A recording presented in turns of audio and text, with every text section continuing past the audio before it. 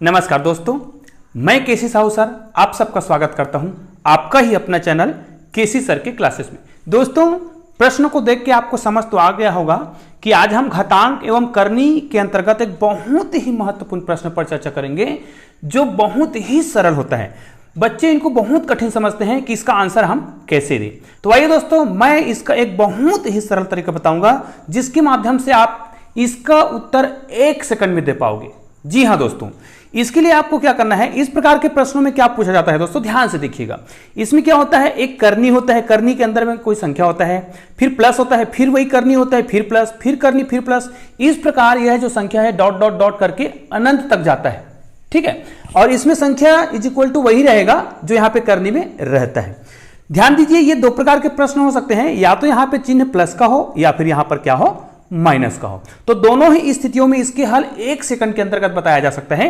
तो आइए उस ट्रिक को हम सीखते हैं। तो ध्यान दीजिए दोस्तों, इस प्रकार के प्रश्नों को आज जो मैं बताऊंगा वो केवल उसी संख्याओं के लिए लागू होगा जिसके गुणनखंड में 1 का अंतर हो। ध्यान दीजिएगा, जैसे ये 72 है, जब इसको हम तोड़ेंगे तो जो दो संख्या होगा उन संख्याओं में केवल 1 का ही अंतर होना चाहिए, तभी आज वाला जो ट्रिक है वो लागू होगा। जैसे ध्यान दीजिएगा, ये 72 लिखा है, तो 72 को हम किस किस संख्याओं में तोड़ सकते हैं, है ना। तो यहां पर लिख सकते हैं, ये होगा 9 गुणित 8, और ये होता है, हमको ये तो पता है कि 9 8 72 होता है। इसका मतलब हमारा आंसर 9 और 8 में से कोई है। अब प्रश्न अक्सर ये पूछा जाता है, इनमें से कौन सी संख्या बड़ी होगी और कौन सी संख्या छोटी होगी, या फिर ये कहा जाएगा कि कौन सी संख्या धनात्मक या फिर कौन सी संख्या ऋणात्मक होगा। तो ध्यान दीजिएगा, जब प्रश्न में धनात्मक चिन्ह हो तो जो संख्या बड़ा है ना, वो धनात्मक होता है, मतलब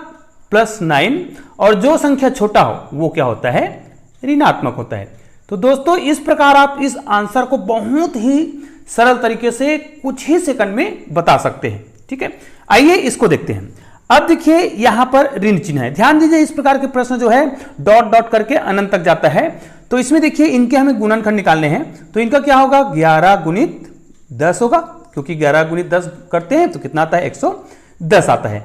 अब इसमें यह तो बताया गया है कि यदि ऋण चिन्ह हो और धन चिन्ह हो, धन चिन्ह हो तो बड़ा संख्या धनात्मक होता है और छोटा संख्या ऋणात्मक होता है। लेकिन यदि प्रश्न जो है ऋणात्मक हो, है ना, यहां पे ऋण चिन्ह आया हो, तो प्रश्न के जो आंसर उसको बस थोड़ा सा चेंज कर दीजिएगा। अब ध्यान दीजिए दोस्तों, इस प्रकार के प्रश्नों में जब वो ऋणात्मक हो तो जो छोटा संख्या होता है, ध्यान दीजिएगा, वो धनात्मक होगा, और जो बड़ा संख्या होता है ना, जैसे 11, वो क्या होगा, ऋणात्मक होगा। तो इस प्रकार के आप प्रश्नों के उत्तर बहुत ही सरल तरीके से दे सकते हैं। इसमें आ जाओ, तो इसको हम किस रूप में तोड़ सकते हैं, 42 है तो क्या हो जाएगा, 7 गुणित 6, 7 6 का 42। याद रखिए, दोनों संख्याओं में केवल 1 का अंतर होगा, तभी ये ट्रिक क्या होता है, लागू होता है। जैसे 7 और 6 में कितने का अंतर है, 1 का।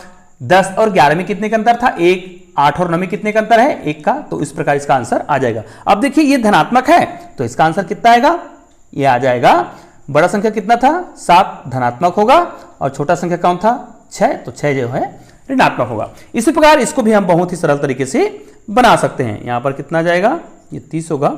अब देखिए, यहां पर भी कौन सा चिन्ह है, यहां पर ऋण चिन्ह। देखो, मैंने रेड में कर रखा है क्योंकि आपको पता है रेड मतलब डेंजरस, तो यहां पर मैंने रेड कर रखा है। अब देखिए, यदि यहां पर क्या है, 30 है, तो हमको इनके गुणनखंड निकालने होंगे। तो इसके गुणनखंड कितने आएंगे, 5 गुणित 6, 5 6 का 30। अब ऋणात्मक है तो जो छोटा संख्या होता है वो क्या होता है, धनात्मक, और जो बड़ा संख्या होता है वो ऋणात्मक।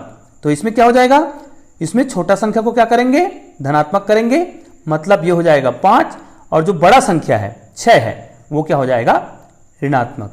ठीक है, तो इस प्रकार आपका आंसर बहुत ही सरल तरीके से आ गया। दोस्तों, यहां पर मैंने कुछ प्रश्न लिखे हैं, इस प्रश्नों के हल आपको करने हैं और मुझे कमेंट करके बताने हैं।